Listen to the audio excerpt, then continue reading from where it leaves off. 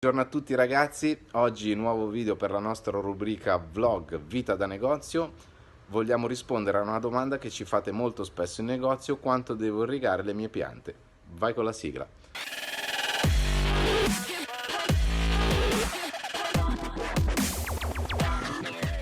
La prima cosa da dire è che non c'è una risposta alla domanda, appunto, quanto devo irrigare le mie piante. Questo perché?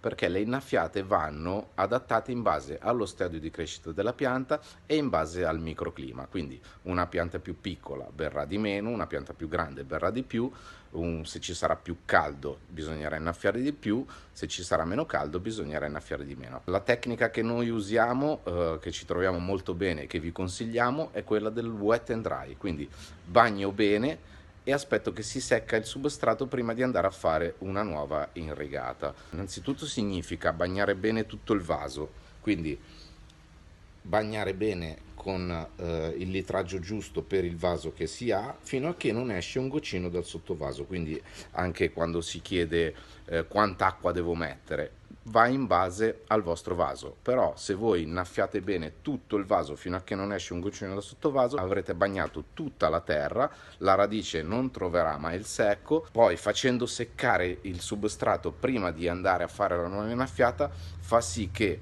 la radice, seccandosi appunto la terra dall'alto verso il basso, la radice andrà a cercarsi l'acqua, quindi si spingerà in basso appunto per trovare l'acqua. Se voi innaffiate sempre con un pochettino d'acqua, che è quello che tante volte sentiamo dire, io metto bagno tutti i giorni con 100-200 centilitri d'acqua, addirittura ragazzi a volte ci dite bagno con lo spruzzino.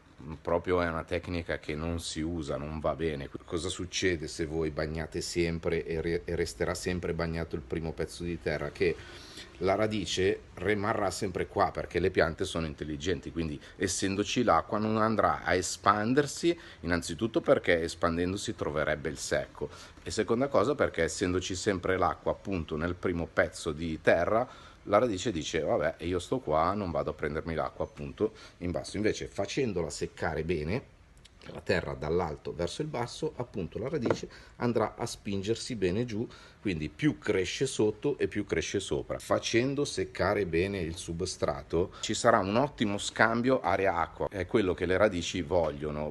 Se non si secca mai la terra, il primo pezzo di terra, questo primo pezzo, non passerà aria dentro il vostro substrato e le radici soffocheranno, quindi non sarà una buona tecnica. Un'altra cosa che voglio spiegarvi: quando si usa questa tecnica bisogna ricordarsi bene ragazzi che quando si seccano i substrati vedrete che ai lati si formeranno delle fessure. Questo perché? Perché la terra si ritirerà un po', quindi prima di andare a fare la nuova irrigata cosa andremo a fare noi?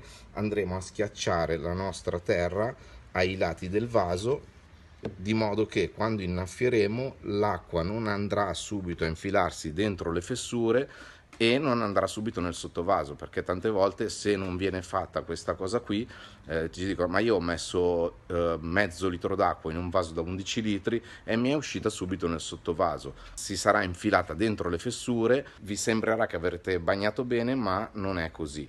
Quindi ragazzi, riepilogando, allora prima cosa facciamo decantare l'acqua, seconda cosa, prima di innaffiare, una volta che faremo seccare i substrati, andiamo a schiacciare la nostra terra ai lati del vaso e poi innaffiamo bene fino a che non esce un goccino nel sottovaso. Questa è un'ottima tecnica per mantenere il vostro substrato pulito e per innaffiare bene. Spero di essermi spiegato bene. Se qualcosa non è chiaro potete scrivere nei commenti che saremo pronti a rispondervi, o se no sapete dove trovarci: nei nostri negozi, nella sede di via Ferrante a Porta in stazione centrale o nella sede di via Torricelli. Ci vediamo al prossimo video.